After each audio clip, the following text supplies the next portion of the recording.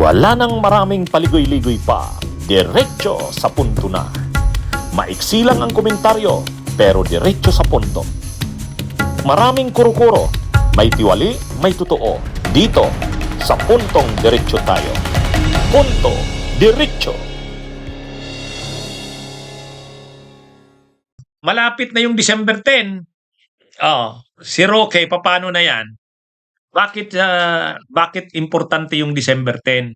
Si Roque, tinanggap mismo yan na sabi ng Dutch government, dapat by December 10, makapag-decide ang Dutch government kung bibigyan siya ng asylum o hindi.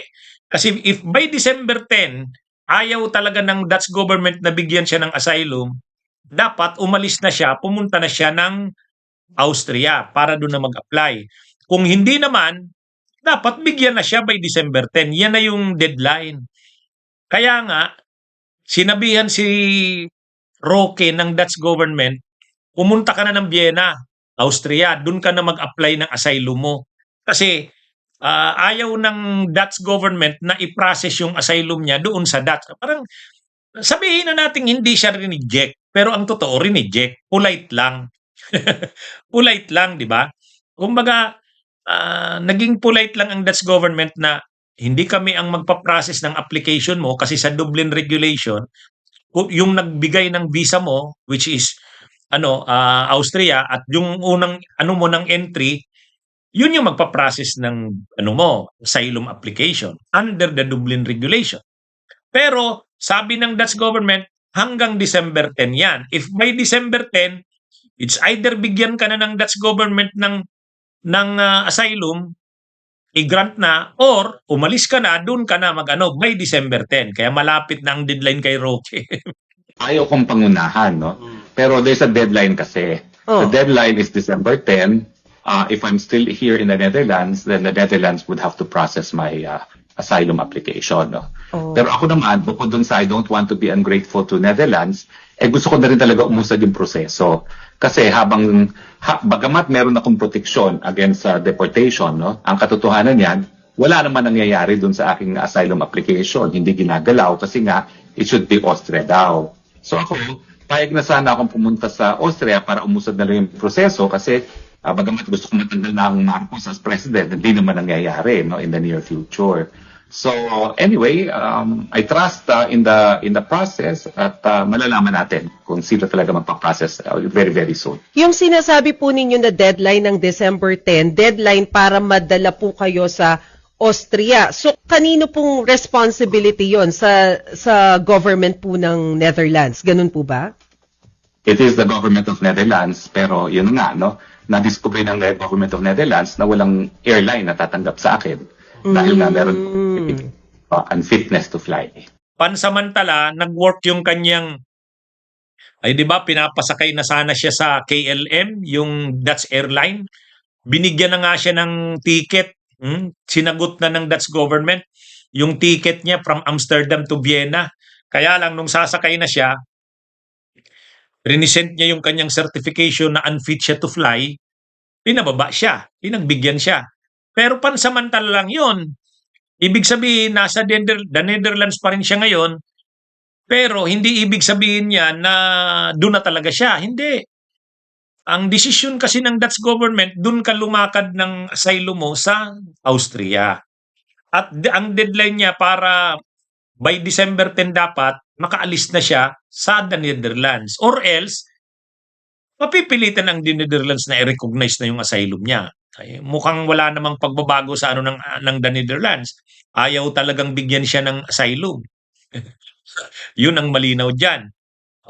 Ang gusto talaga, parang naghuhugas kamay ang the Netherlands dyan eh. Ang Dutch, sakit ng ulo ito. Doon ka lang mag-apply sa Austria. Total, mayroon namang Dublin regulation. Ang nakalagay naman talaga kung sino ang nagbigay ng visa mo at kung saan ka unang pumasok, o di Austria yun, Vienna. O doon ka maglakad ng mo.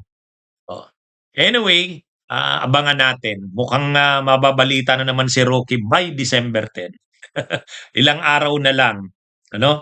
Ilang araw na lang, mababalita na si Roque na naman. Magiging laman na naman ito ng mga maiinit na balita by December 10. ano siya ano na ito, pasikip ng pasikip ang mundo ni Roque. Kahit yung sinasabi niyang hindi siya inaresto, paano naman masasabing hindi siya inaresto? Pinuntahan siya doon sa tinutuluyan niyang apartment ba yon?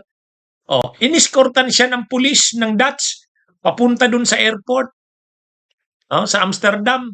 Pagdating doon, iniskortan siya ng airport police para pasakayin na sa eroplano. Kaya lang pagdating sa eroplano, pinakita niya yung kanyang certification ng doktor niya na unfit siya to fly. Pinagbigyan siya, pinababa siya. O for the meantime, nandun pa siya ngayon sa the Netherlands. Pero hanggang na lang yan December 10. Kaya aabangan natin anong mangyayari kay Harry Roque bago ang December 10 or by December 10 kasi yan yung deadline. Malalagay na naman sa mga balita itong si Harry Roque. Malalagay na naman siya. Abangan natin. Malapit na yan. Malapit na. Oh. At saka makakancel na yung kanyang passport. Makakancel na yung kanyang passport. Malalagay na siya sa red notice. Pasikip ng pasikip ang mundo niya. Yung mga kapwa niya akusado, si Alice Guo, nakasuhan din ng qualified human trafficking, na-convict na.